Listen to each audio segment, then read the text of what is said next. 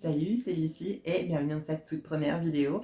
Aujourd'hui, on réagit tout simplement à mon thread de sondage que j'avais fait le 22 septembre dernier sur Twitter avec au total 29 questions, je crois. Vous aviez été une cinquantaine à répondre. Première question, très simple. Comment te sens-tu au moment de commencer ce thread de sondage? Il y avait 4 options, je pouvais pas en mettre plus. Et bon, en tout cas, j'espère que les 6% qui, à ce moment-là, avaient le petit emoji, j'espère que ça va bien, j'espère que ça va mieux. Si vous avez besoin de discuter, vous savez que mes DM sont toujours ouvertes. Si vous avez besoin de parler transition, parler comment ça va, parler d'échanger, vous n'hésitez pas à me contacter. Bon, en tout cas, c'est une majorité de 37% de personnes qui ont répondu avec un smiley souriant, donc c'est plutôt bien. Alors, selon toi, est-ce que les chats sont diaboliques? 4 réponses, oui, c'est évident, oui, c'est possible, ça dépend des chats, et non, impossible. Vous avez quand même été 29% à dire que c'était impossible que les chats soient diaboliques, alors que clairement, c'est évident, ça a été la top réponse à 39%, mais c'est sûr que les chats sont diaboliques, tout le monde le sait, c'est connu depuis la nuit des temps, on en a 2 à la maison, et c'est pas pour rien. Si un film devait être réel, ainsi que toute son histoire, lequel préférerais-tu? J'avais mis le choix entre La Guerre des Mondes, Twilight, les Hunger Games et Jurassic Park. Donc La Guerre des Mondes, c'est le film avec les extraterrestres qui envahissent la Terre. Twilight, c'est des vampires. Les Hunger Games, c'est un film dystopique dans le futur avec des combats à mort. Et Jurassic Park, c'est justement une saga qui reprend la réanimation de fossiles sur Terre. Donc, vous avez été à 42% à répondre Jurassic Park, c'est exactement ce que j'aurais répondu si j'avais pu y répondre, parce que Jurassic Park, je le tiens dans mon cœur, toute la saga, c'est mon film confort, donc ça oui c'est sûr. Il y a quand même 33% qui auraient été pour Twilight, 19% les Hunger Games, 7% la Guerre des Mondes, ouais, donc je pense que Jurassic Park c'est la saga qui affecte le moins, je pense, physiquement les gens, parce qu'au final, ça ne nous concerne pas directement vu que c'est des dinosaures, alors que les autres, ça implique davantage de tuer des gens en fait. Question 4. Tu te sens plutôt hélicoptère de combat, ça c'est un classique. Daniel Balavoine, bien dans tes pompes ou tyrannosaure. Personnellement, j'aurais peut-être dit hélicoptère de combat parce que c'est ce que je me sens au quotidien. J'ai décidé de devenir hélicoptère de combat il y a quelques années maintenant et c'est vrai que c'est encore difficile à être compris, à être accepté dans la société. Mais bon, vous avez été 33% à répondre tyrannosaure, un total de 46 votes. Tyrannosaure, c'est évident, ça fait écho à la question précédente avec Jurassic Park. Alors honnêtement, c'est une bonne réponse je pense. Question 5, tu préférerais devenir quoi donc?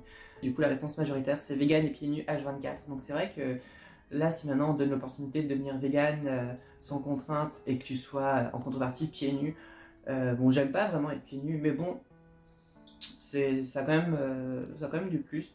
Maintenant c'est vrai que ventriloque professionnel, éleveur de vaches naines, ça c'est ce que j'aurais répondu je pense. Éleveur de vaches naines parce que j'adore les vaches, c'est ma passion, c'est ma vie, c'est tout ce qu'il y a. Ou un séquoia, que j'ai très mal écrit. Séquoia c'est S-E-Q-U-O-I-A. J'ai mal éplé séquoia, mais c'est pas grave, je l'avais fait pendant ma pause au travail. Donc du coup, vegan et pieds nus, 33% sur 48 réponses, c'est pas mal. Petit 6, selon toi, est-ce que le Covid a été créé de toutes pièces par l'homme? C'est une question dont la réponse ne se pose même plus, c'est évident de toute façon. Quoi? Oh là là, 42% de stop les complotistes, c'est quoi cette réponse-là? 19% de non, donc on est en tout sur une totalité de 61% à être contre l'idée que ce soit créé par l'homme. Et vous avez très certainement raison. Non, je vous charrie, il n'y a pas de complot. Après, je pense que les 39% restants à dire que c'est évident ou c'est possible, je pense qu'on est beaucoup dans le sarcasme aussi. Hein. Bah, du coup, en lien avec la question précédente, petit 7, tu dis le Covid ou la Covid. Bien entendu, c'était le Covid, tout le monde le sait, c'est un acte antipatriarcal de dire le Covid parce qu'au final, on fait refléter tout ce qui est mauvais à l'homme et donc c'est purement féministe.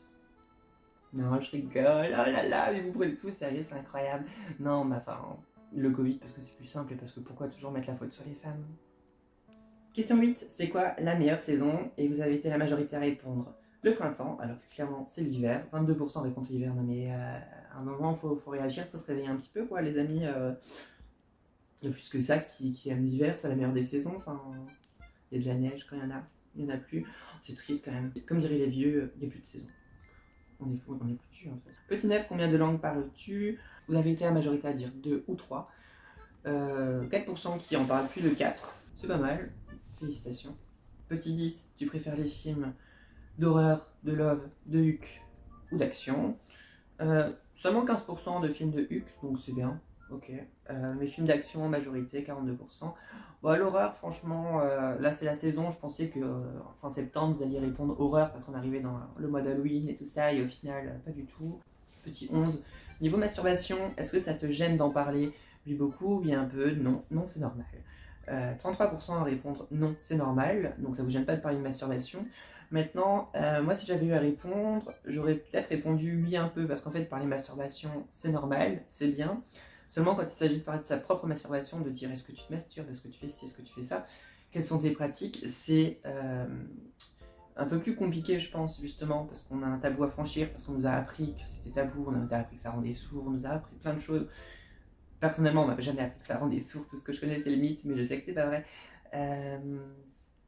Du coup, voilà, ça dépend maintenant. C'est vrai que c'est tout à fait normal et c'est important de parler de sexualité aussi pour décomplexer et pour éviter que vous ayez des freins dans le développement de votre sexualité. En fait, c'est important d'en parler quand même. Je suis pas une pro de sexologie, mais bon, hashtag sexéducation.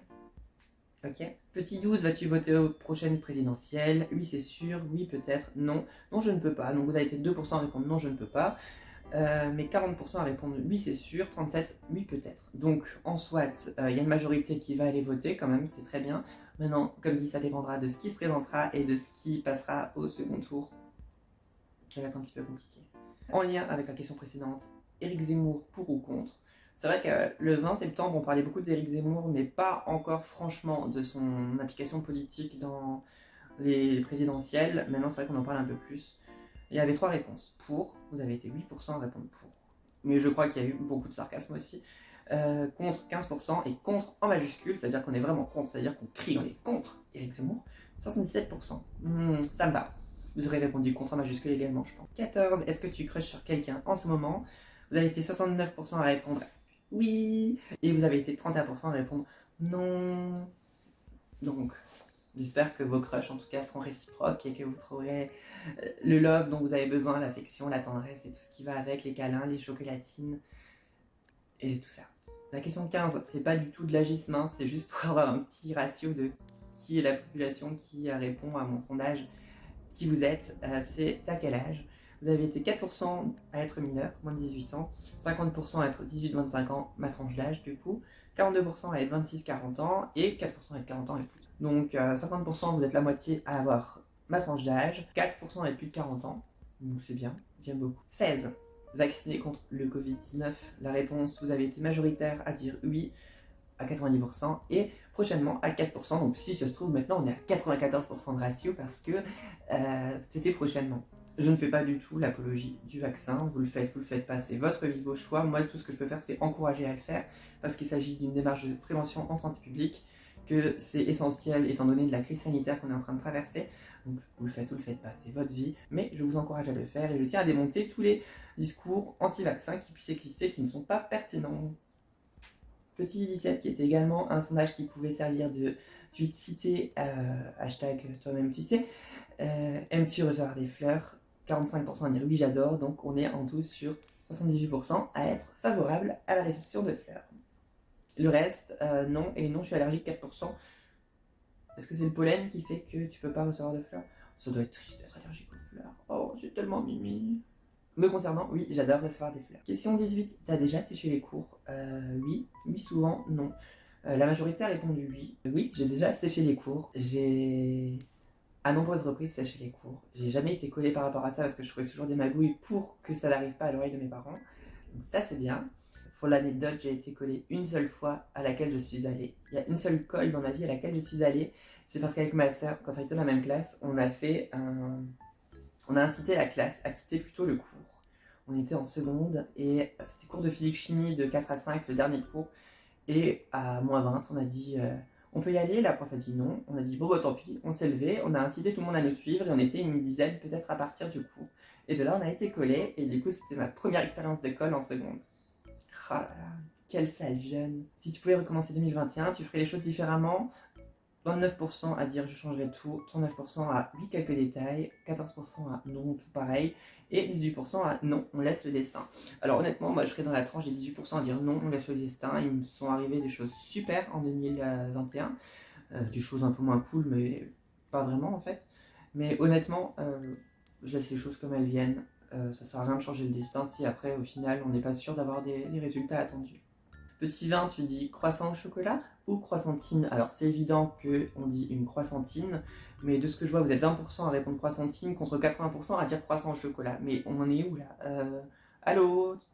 T'as un croissant, tu dis pas croissantine, c'est quoi le problème?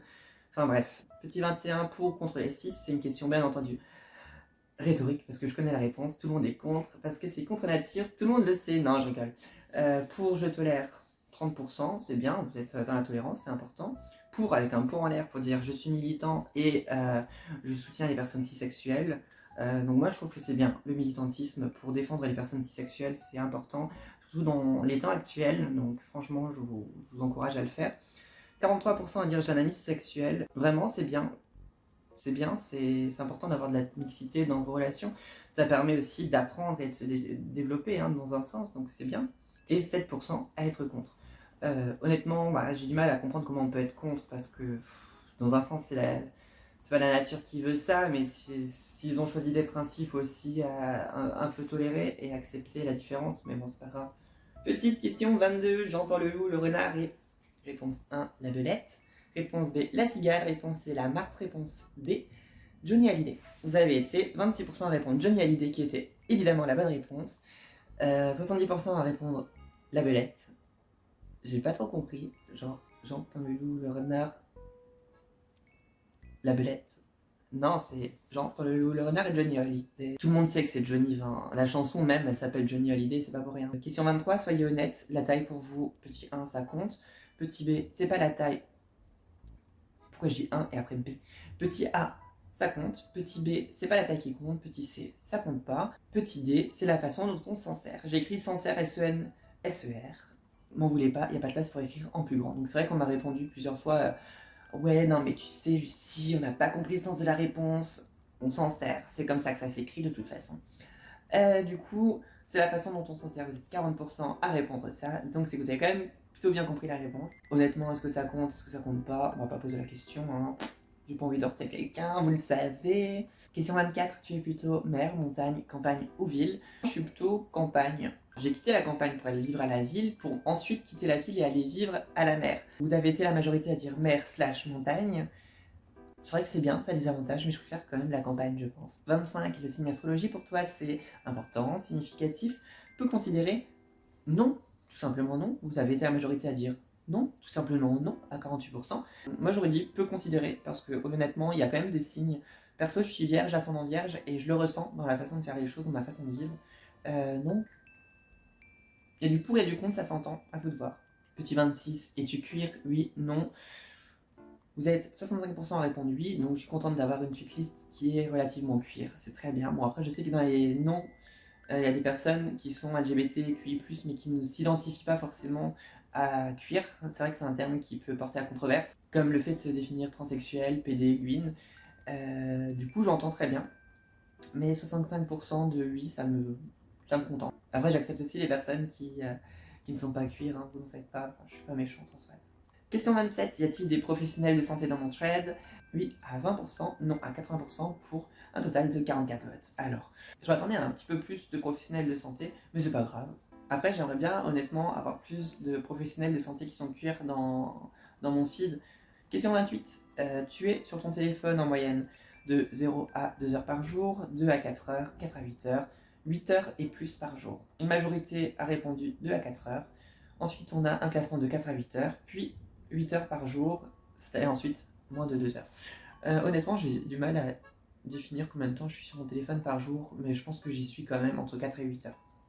Question 29, la tarte au citron, on valide, à revoir, rise and shine.